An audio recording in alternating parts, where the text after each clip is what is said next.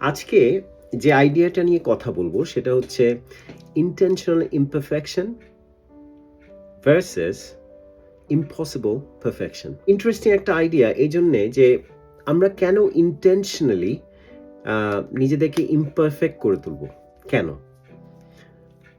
এই আইডিয়াটা ষোড়শ শতাব্দীতে একজন ইটালির একজন দার্শনিক Lucilio Vanini, hopefully I am pronouncing it right, তো তার আইডিয়াটা ছিল এরকম যে যদি পারফেক্ট হতে হয় কোনো কিছুতে, যদিও সম্ভব নয়, কারণ পৃথিবীতে কিন্তু প্রতিটা কিছুই পরিবর্তন হতে থাকে, আমরা কখনো স্ট্যাটিক অথবা স্থির হতে পারি না, বলতে পারি না যে হ্যাঁ আমি আমার এই অবস্থানটাতে এখন আমি অর্জন করে ফেলেছি। সেটা একজন বিখ্যাত গায়ক, বিখ্যাত নায়ক, বিখ্যাত আর্টিস্ট যেই হন না কেন, কেউ বলতে পারবেন না যে এখন আমি পারফেক্ট হয়ে গেছি, এরপরে আমি সিকিওর, আমার আর চিন্তা করার কোনো প্রয়োজন নেই, এই জায়গা থেকে আমাকে কেউ নাড়াতে পারবে না। কারণ কি, আপনার পেছনেই কিন্তু একজন অপেক্ষা করছে যে আপনাকে ডিঙিয়ে সামনে চলে যাওয়ার জন্য।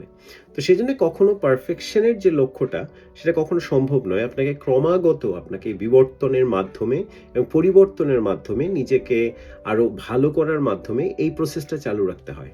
তো আমরা কখনো কিন্তু সন্তুষ্টি নিয়ে বসে থাকতে পারি না এই ভেবে যে আমার যা অর্জন করার ছিল আমি অর্জন করে ফেলেছি এবং এরপরে আমার আর কিছু করার নেই। তো সেই জন্যেই লুচিলিও ভানিনির যে আইডিয়াটা, ষোড়শ শতাব্দীর দার্শনিক, তিনি বলেছিলেন যে যেখানে বিবর্তন বন্ধ হয়ে যাবে, যে একজন মানুষ একটা স্থির অবস্থায় চলে আসবে, তার মানে হচ্ছে তার আর কোনো গ্রোথের সম্ভাবনা নেই, সে সামনে আগাতে পারবে না।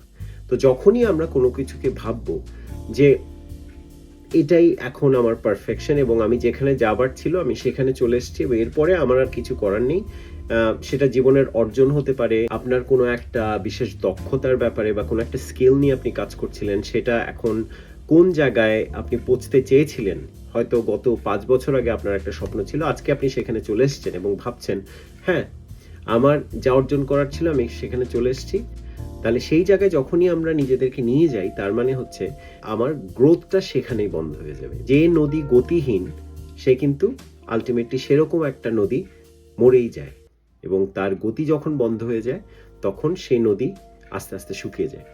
তো সেই ধারণা থেকেই একটা আইডিয়া যে যেমন ক্রিয়েটিভিটি, যখনই আমরা কিছু সৃষ্টি করি, সৃষ্টি কি করে হয়, যে আমাদের মধ্যে যখন কৌতূহলের উদ্রেক হয়, যখন আমরা কোনো ব্যাপারে কৌতূহলী হয়ে উঠি, যখন আমরা ভাবি যে এই যে সমস্যাটা আমি ফেস করছি এখন, কেন ফেস করছি, বা এই সমস্যার যে সম্মুখীন হয়েছি এটা আমি কি করে সমাধান করব।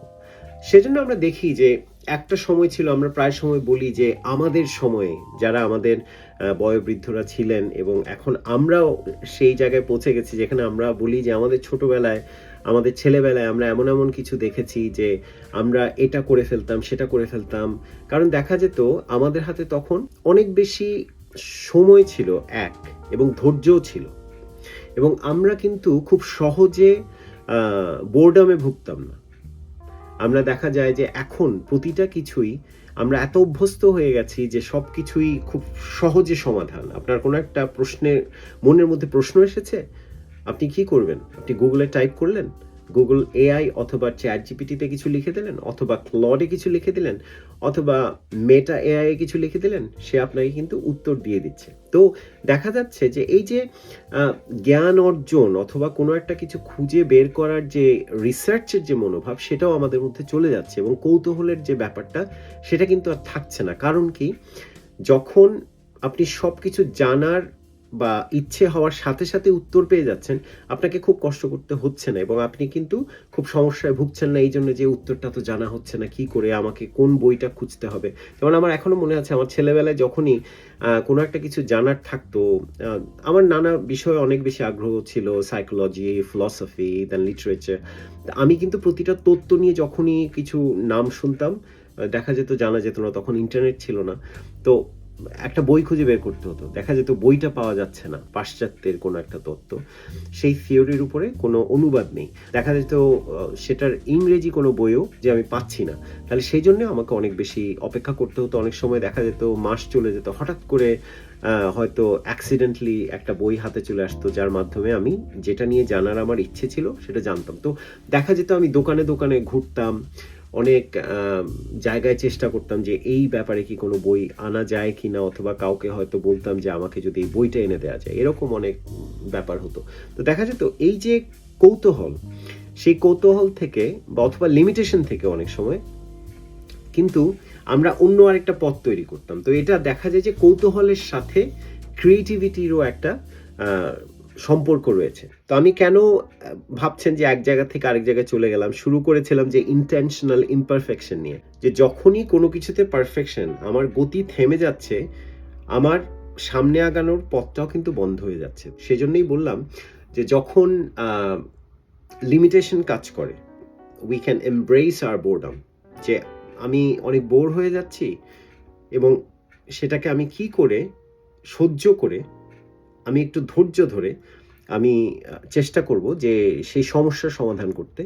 তখন দেখা যায় এই লিমিটেশন থেকে কিন্তু একটা ক্রিয়েটিভিটির পথ তৈরি হয়, যে আমি একটা পথ বের করে ফেলি, যে পথ হয়তো এর আগে কেউ চিন্তা করেনি এবং কোথাও কেউ বলেনি। আমাকে চ্যাট জিপিটিও বলছে না, আমাকে কোনো রকম এআই আমাকে অ্যাডভাইস অথবা সাজেশন দিচ্ছে না।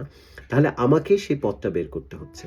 তো সেই জায়গা থেকেই দেখা যায় যে যখন আমাদের মাঝে অনেক বেশি কৌতূহল থাকবে এবং আমাদের অনেক বেশি বোরডমকে সহ্য করার ক্ষমতা থাকবে, তাহলে দেখা যাবে যে আমরা অনেক বেশি ক্রিয়েটিভ হতে পারবো এবং যেকোনো সমস্যার, জীবনে যেকোনো সমস্যারই নতুন নতুন সমাধান বের করতে পারবো। এবং আরেকটা জিনিস যেটা বললাম যে ইন্টেনশনাল ইমপারফেকশন, যে মাঝে মাঝে কিছু ব্যাপারে চেষ্টা করতে হবে যে পারফেকশনে পৌঁছার পরে সেই ব্যাপারটি শেষ হবে, সেই আইডিয়া থেকে বের হয়ে আসতে হবে। কিরকম? যেমন অনেকে ভাবছেন ইউটিউবে একটা ভিডিও করব, অথবা এই যে আমি এখন একটা রেকর্ড করছি সেটা আমার পডকাস্টের প্ল্যাটফর্মে যাবে, নোয়িং হু ইউ আর, আপনারা অনেকে যারা জানেন। কিন্তু এখন আমি যদি বসে ভাবতাম, আমার কথা বলার মাঝখানে হয়তো দেখা যাবে হয়তো সুন্দর করে আর্টিকুলেট হচ্ছে না, হয়তো পারফেক্ট হচ্ছে না, বা অন্য কেউ ভিডিও বানাচ্ছে তার মতো করে আমারটা হচ্ছে না, আমার কন্টেন্টটা মনে হয় গুড এনাফ না। এই কথাগুলো ভাবতে ভাবতে আমি অপেক্ষা করব কি, না আমাকে আরো পারফেক্ট হতে হবে, আরো ভালো হতে হবে। আমি আশা করছি যে আজকে যেটা শেয়ার করছি, কেউ না কেউ এই কথাগুলো শোনার পর কিছুটা ভাববেন। কিন্তু এই যে ভাবনাটা সৃষ্টি করার যে পথটা, সেটা হচ্ছে যে আমি যে intentionally, whether it's perfect or imperfect, সেটা না ভেবে আমি ভিডিওটি করার চেষ্টা করছি আইডিয়াটা আপনাদের সাথে শেয়ার করার জন্য, এবং কেউ হয়তো এটা নিয়ে একটু ভাববেন এবং সেটা তার জীবনে অ্যাপ্লাই করার চেষ্টা করবেন। আমি সবসময় এই জিনিসগুলো নিয়ে ভাবি এবং I work on it too. তো দেখা যায় আমরা অনেক সময় ভাবি আমি একজন ভালো মানুষ, এখন আমি অনেক কিছু নিয়ে, যেমন আমি অনেক আইডিয়া শেয়ার করি। আমি যদি ভাবি যে হ্যাঁ, সবগুলো আইডিয়া তো আমি বলছি, এগুলো তো আমি সবকিছু জেনে ফেলেছি, আমার আর কিছু শেখার নেই, এবং আমি একজন খুবই পুরোদস্তুর আপাদমস্তক একজন ভালো মানুষ, এবং আমার যা যা ভালো গুণ সব আমার আছে, এটা যখনই আমি ভাবতে শুরু করব তাহলে কিন্তু আমি হেরে গেলাম। কারণ আমার আর নিজের অনেক রকম আমাদের কিন্তু দোষ থাকে, গুণও থাকে, কিন্তু আমাদের যে দোষগুলো সেগুলোর ব্যাপারে আমরা অন্ধ হয়ে যাই। তখন আমার মনে হয় যে আমি সব গুণে গুণান্বিত একজন মানুষ এবং আমি পরিপূর্ণ একজন মানুষ, কিন্তু আমার আর ভালো হবার বা নিজের কোনো জায়গায় যেখানে আমার কমতি আছে সেটাকে নিয়ে আর কাজ করার কোনো অবকাশ নেই। তো সেই জায়গায় যখনই পৌঁছে যাব তখনই মনে করতে হবে আমার মানসিক এবং মানবিক উন্নয়নের যে পথ সেটা বন্ধ হয়ে গেল। এবং মনে রাখবেন যে we all have to strive for intentional imperfection rather than impossible perfection, কারণ আপনি কখনোই কিন্তু পারফেক্ট হতে পারবেন না।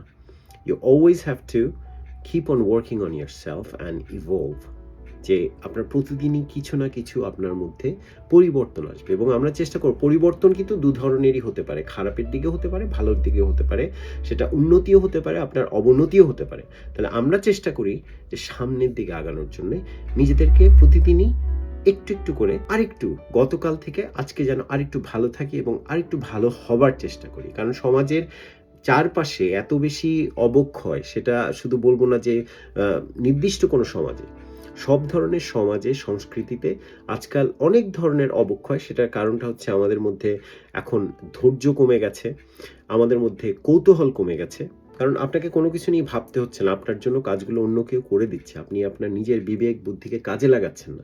এবং আপনি অধিকাংশ সময়ে একটা ঘোরের মধ্যে থাকছেন। যেমন ইনক্লুডিং মি টু। আমিও দেখা যাচ্ছে অনেকটা সময় YouTube এ অথবা পডকাস্টে বা কোনো কিছু শুনছি বা সময় কাটাচ্ছি।